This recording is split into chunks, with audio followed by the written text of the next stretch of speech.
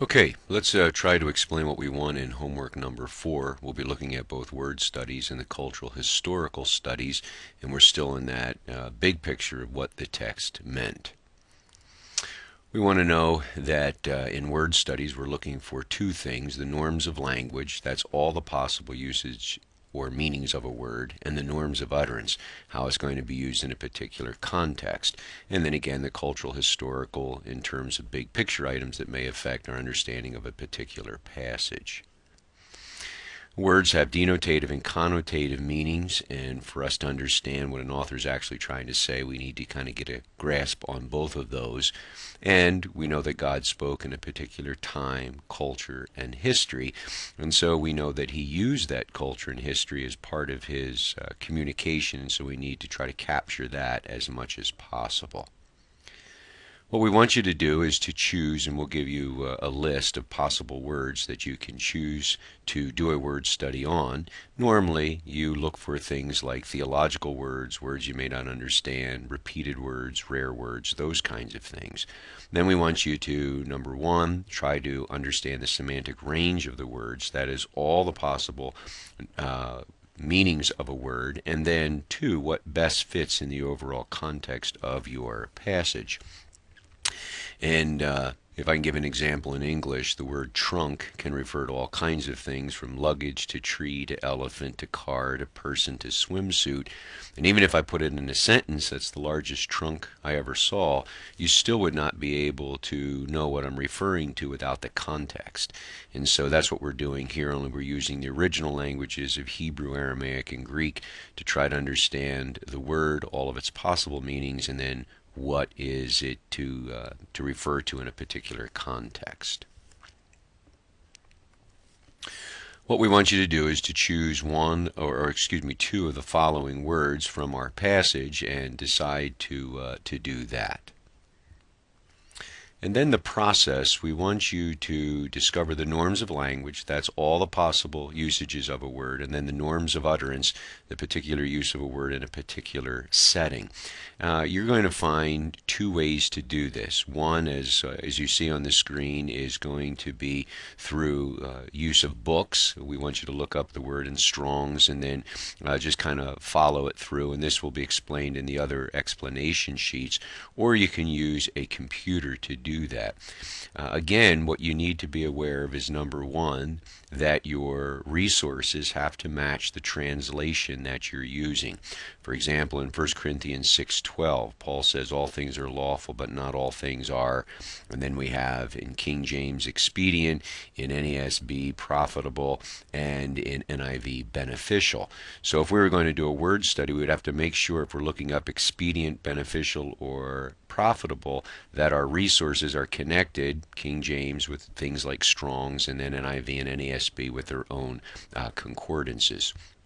You have to get back to the original language, whether Greek, Hebrew, or Aramaic. And again, we're describing the process for you through books, but let me also show you how to do this through computer resources.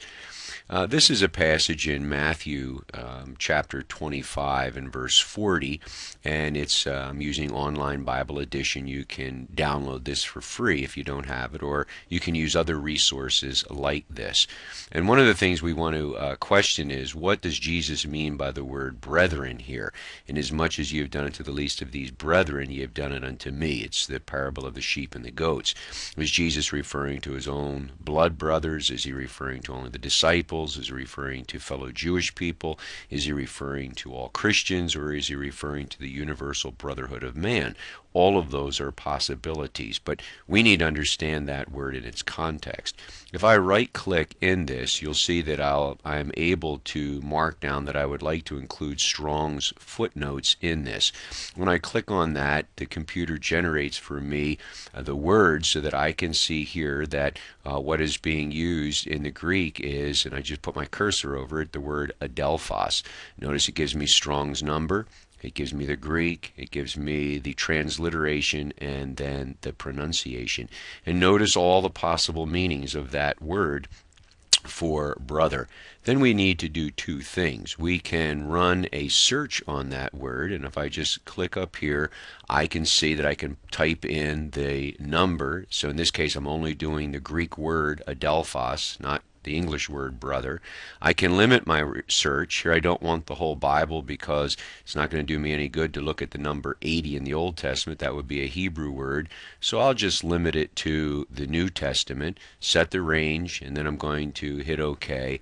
And that's going to show me all the places down here that the word brother is used, or the number 80, adelphos. And you can scroll through all of these and see how that they are going to be used in context and try to decide. For example, look at all the things that Matthew uses here, and you could try to decide, how does Matthew normally understand that word.